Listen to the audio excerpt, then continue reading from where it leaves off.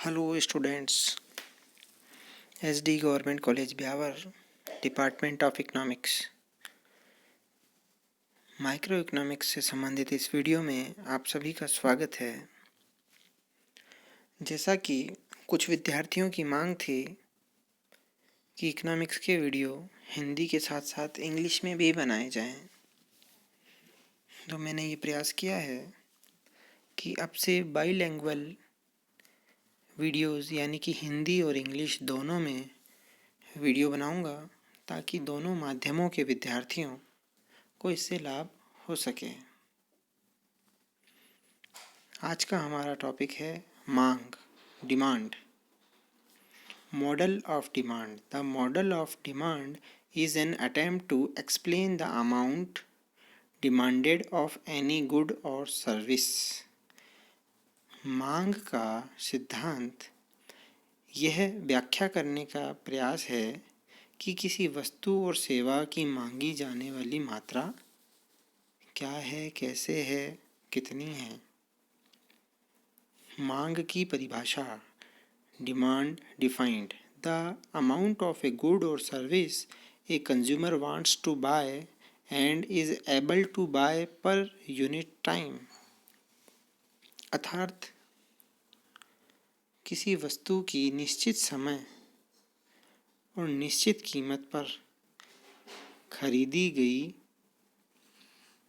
या खरीदे जाने की प्रभावपूर्ण इच्छा युक्त जो मात्रा है वह डिमांड होगी। अतः हम ये कह सकते हैं कि मांग में 3 महत्वपूर्ण तत्व हो गए: निश्चित समय, निश्चित कीमत और प्रभावपूर्ण इच्छा। ये तीनों हों तभी वह मांग कहलाएगी। कंज्यूमर वांट्स टू बाय यानी प्रभावपूर्ण इच्छा,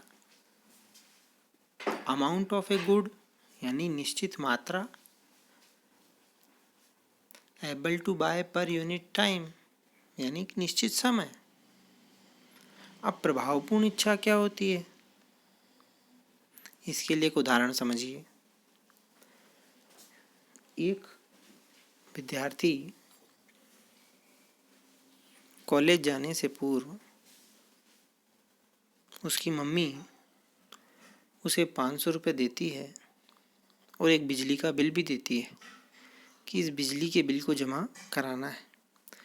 वह विद्यार्थी घर से जैसे ही निकलता है तो वह देखता है कि बाजार में खाने के लिए कचौरी मिल रही है। अब वह खाना चाहता है, यानी कि उसकी इच्छा है खाने की। लेकिन क्या यह इच्छा प्रभावपूर्ण इच्छा है? क्या वह उस कचौरी के जितने भी रुपए लगते हैं, माना कि 10 रुपये लगते हैं, वो दे सकता है? नहीं, वह नहीं दे सकता।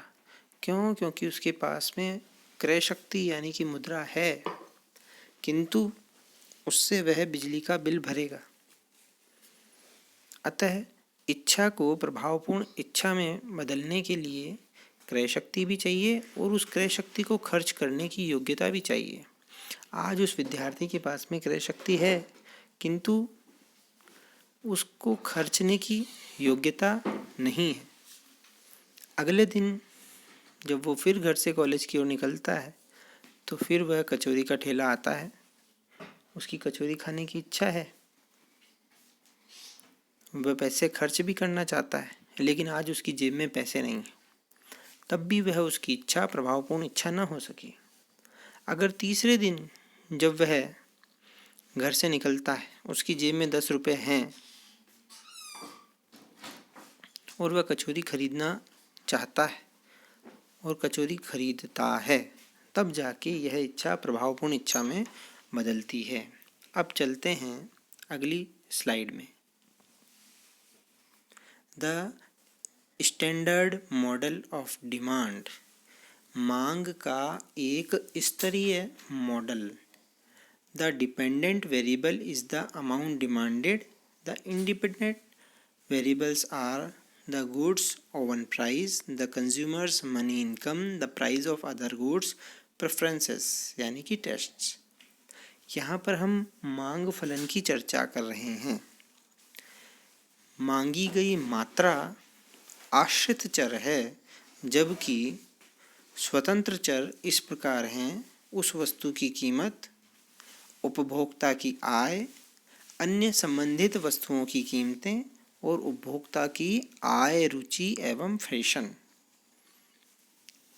यह मांग के सिद्धांत का एक सामान्य स्तरीय मॉडल है,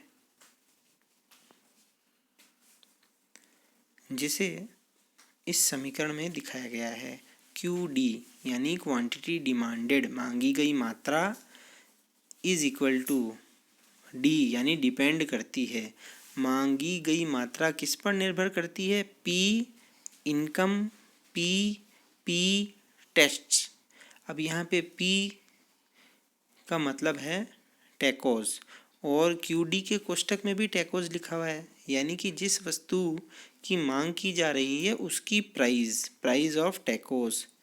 दूसरी चीज़ है जिस पर डिपेंड करती है मांग, वह है इनकम। किसकी इनकम? कंज्यूमर की इनकम। तीसरी चीज़ है P स्पैगेटी यानी संबंधित वस्तु की कीमत। फिर अगली वस्तु भी एक बियर है, वह भी संबंधित वस्तु की जो कीमत है इन पर डिपेंड करती है।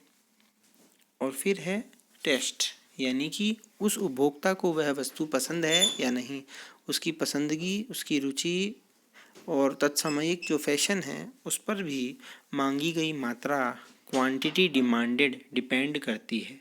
चलिए अब हम अगली स्लाइड में चलते हैं।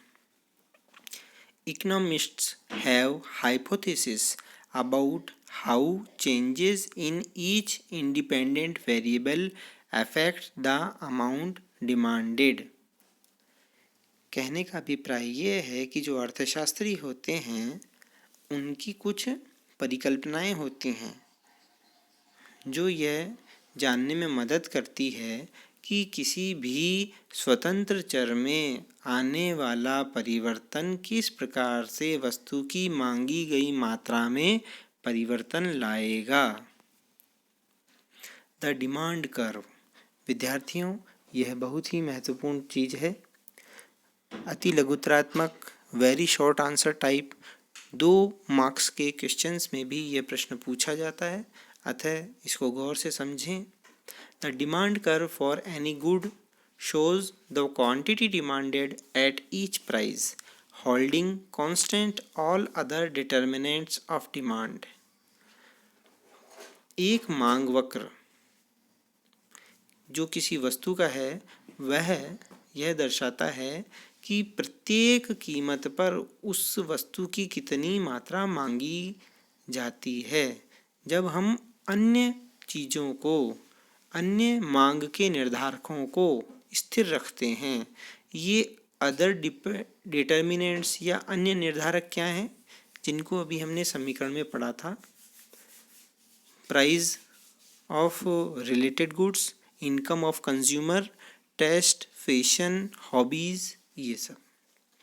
The dependent variable is the quantity demanded, अर्थात आश्रित चर हो गया मांगी गई मात्रा। The independent variable is the goods own price, और स्वतंत्र चर हो गया उस वस्तु की स्वयं की कीमत। सरल शब्दों में मांग वक्र का फलन या समीकरण हम इस प्रकार से कह सकते हैं कि QD is a function of P, मांगी गई मात्रा उस मांगी गई वस्तु की कीमत का फलन है या उस पर निर्भर करती है। The law of demand.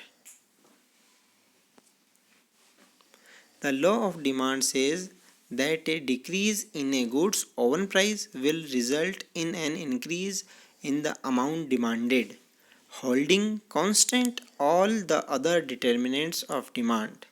तो मांग का नियम हमें यह बताता है कि एक वस्तु की कीमत में परिवर्तन होने पर उसकी मांग में परिवर्तन होगा, और ये परिवर्तन कैसा होगा? विपरीत दिशा में होगा।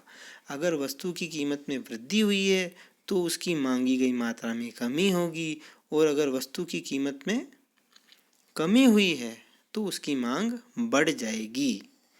और अन्य निर्धारक तत्व आय, रुचि, फैशन और संबंधित वस्तुओं की कीमतें स्थिर रहेंगी। प्यारे विद्यार्थियों, इस वीडियो को यहीं समाप्त करते हैं। मिलते हैं अगले वीडियो में। आपको ये है बाईलिंगुअल वीडियो का प्रयोग कैसा लगा, कमेंट बॉक्स में ज़रूर कमेंट करें। तब तक के लिए नमस्कार।